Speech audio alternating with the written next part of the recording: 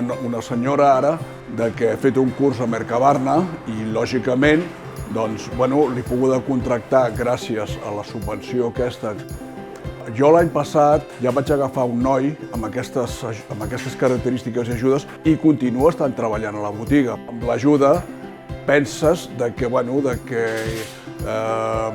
entre el que ells han après i el que t'ajuden a contractar aquesta persona, doncs es pot tirar endavant.